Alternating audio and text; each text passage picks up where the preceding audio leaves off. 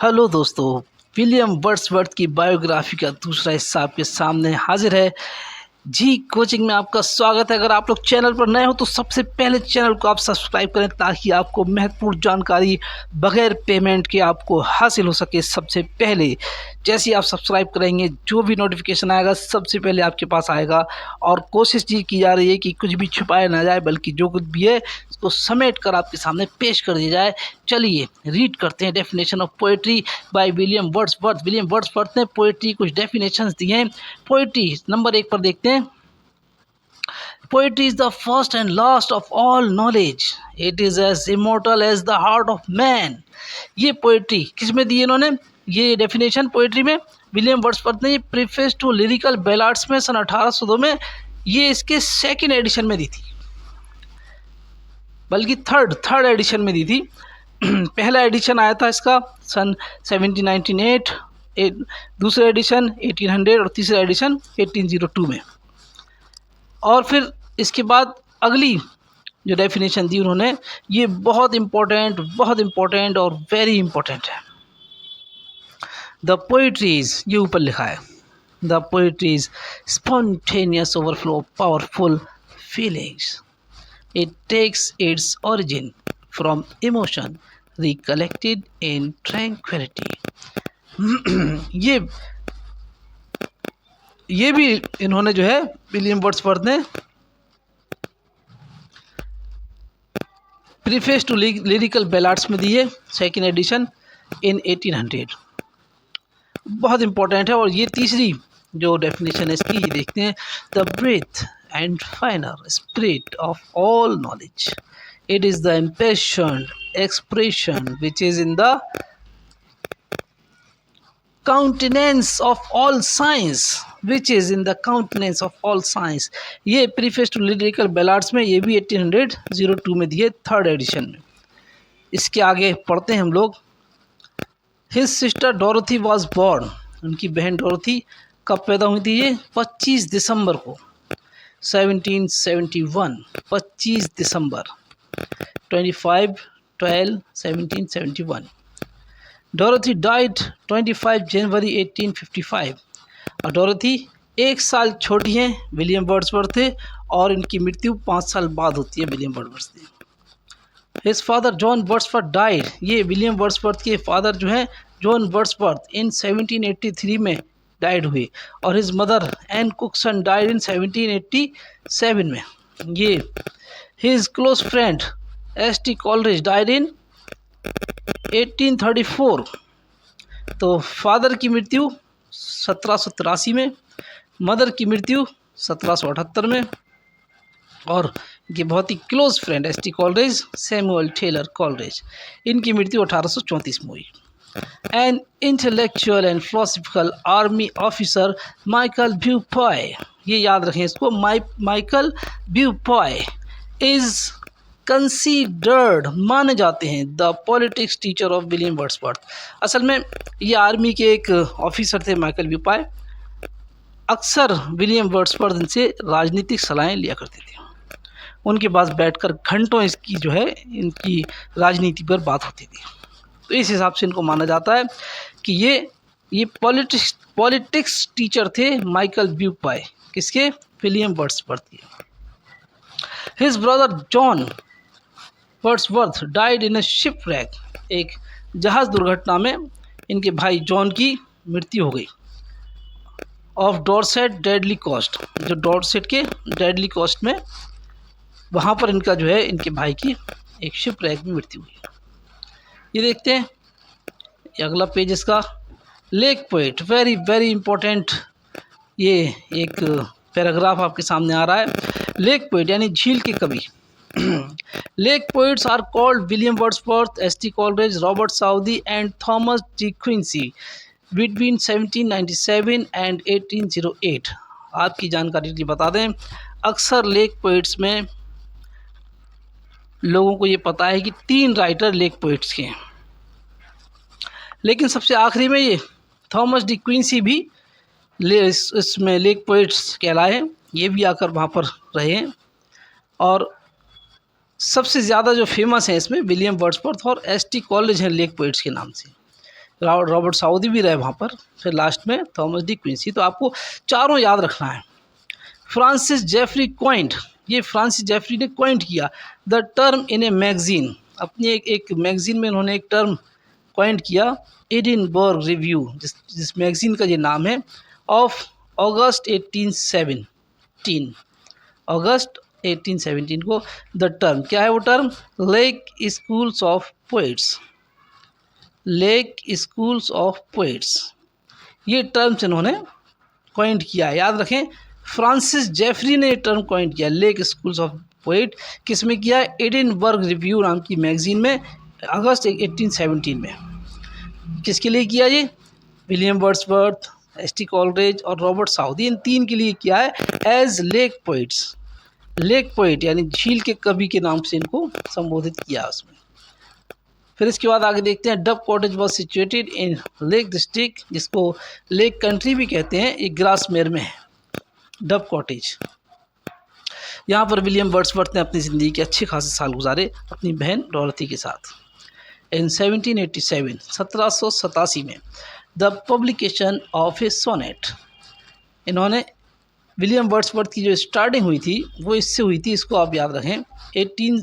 1787 में the publication of a sonnet, एक sonnet का इन्होंने पब्लिकेशन कराया था इन द यूरोपियन मैगजीन, ये भी याद रखें कौन सी बुक में? The European magazine launched his career as a poet. European magazine में एक सोनेट इनकी छपी थी, उसके बाद ये पोइट के नाम से, पोइट के काम से जाने जाने लगी। At this time William Wordsworth was at Hawkshead grammar school, उस समय ये हॉक्सशेड के ग्रामर स्कूल में थे। In 1793 William Wordsworth published his poetry collection, देखिए उसके ठीक 6 साल बाद इन्होंने अपना पोइट्री का collection an evening walk and descriptive sketches, ये इन्होंने शाया कर दिए, पब्लिश्ड कर दिए। हालांकि इस समय ये विरक्त थे और एक पेसिमिस्ट का जीवन गुजार रहे थे, क्योंकि फ्रांस में इनकी जो बिलव थी अपनी बेटी के साथ वो वहाँ रह गई थी, और इंग्लैंड से युद्ध की वजह से ये यहाँ पर रह गए थे। इन 1795, 1795 विलियम वर्ड्सवर्थ रिसीव्ड, इनको मिला अ लेजेसी, विरासत मिली ऑफ 900 पाउंड्स, 900 पाउंड्स विरासत में इनको मिले फ्रॉम रेजली काल्वर्ट, रेजली काल्वर्ट से, and set up his house, और उन्होंने अपना घर बना लिया इन डॉर्सेट, डॉर्सेट में उन्होंने अपना घर सेट कर लिया। जब इनको विरासत में रेजली काल्वर्ट से 900 पाउंड मिले तो इन्होंने अपने घर डॉर्सेट में सेट कर लिया, इंग्लैंड में विद हिज सिस्टर डोरथी, डॉर्सेट के इंग्लैंड में अपनी बहन डोरथी के साथ में उन्होंने अपने आप को सेट कर लिया वहाँ। इन 1795, 1795 में ST. College made the acquaintance of William Wordsworth and डोरथी, यहाँ पर एस.टी. कॉलेज से इनकी मुलाकात हुई, और ये ऐसी मुलाकात हुई ब्रिस्टॉल में, याद रखें पहली मुलाकात इन लोगों की ब्रिस्टॉल में हुई। दे बिकम फ्रेंड्स, फिर जल्दी मित्र बन गए। And Coleridge paid his first visit in August 1797, इसके बाद फिर कॉलरेज 1797 में इंग्लैंड आए, इनकी फर्स्ट विजिट हुई यहाँ पर। फिर इसके आगे हम लोग अगले पेज पर चलते हैं।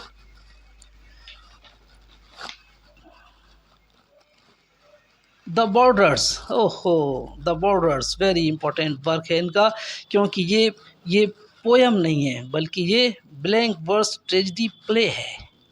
द बॉर्डर्स कब लिखा? ये 1796 से 1797 तक लिखा गया ये, और कंपोज्ड हुआ ये, it is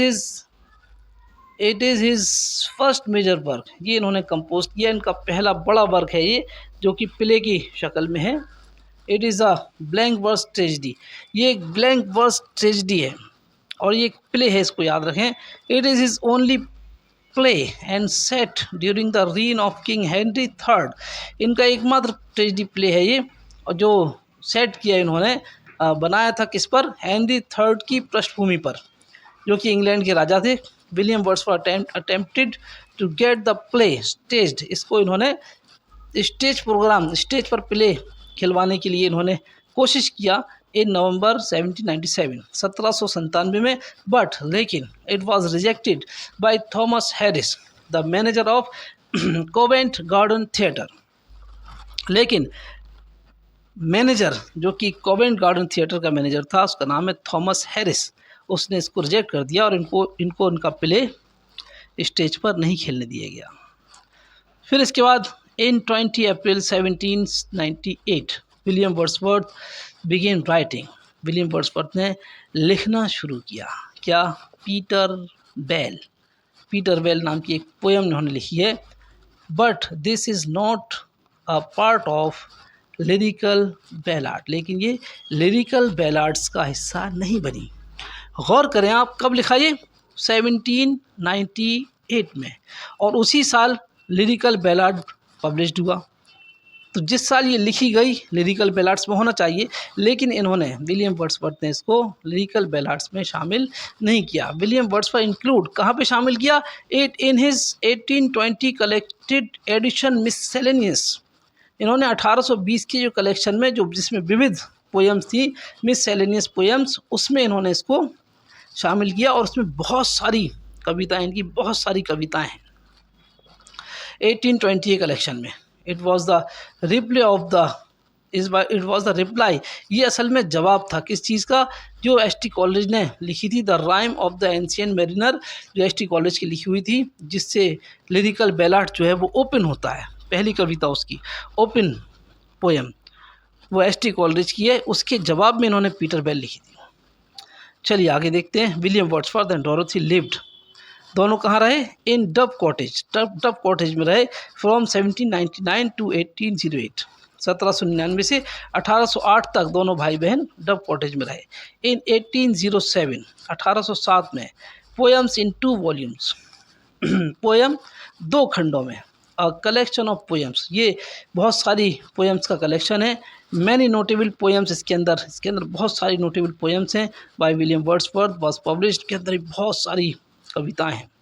poet laureate of England, इसकी वीडियो बना के आपको पहले भी दे चुके हैं, देखना चाहें तो आप देख सकते हैं उसको। रॉबर्ट साउदी 1813 से 1843 तक बने।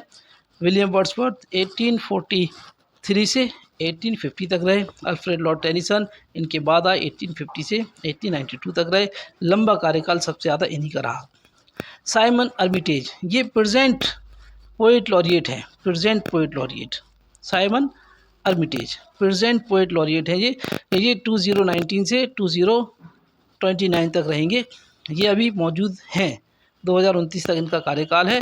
आपको यहाँ पर बता दें कि विलियम वर्ड्सवर्थ के बारे में अक्सर पूछा जाता है कि ये इंग्लैंड के पोएट लॉरिएट कब बने, तो आप लिखें 1843 में, और कब तक रहे? 1850 तक। ये किसके बाद बने? तो रॉबर्ट साउदी के बाद। इनके बाद कौन बना? तो अल्फ्रेड लॉर्ड टेनिसन। और अभी मौजूदा में कौन है? Simon Armitage. चलिए अभी इतना ही, फिर इसके बाद पार्ट 3 में मिलते हैं। Thanks for watching.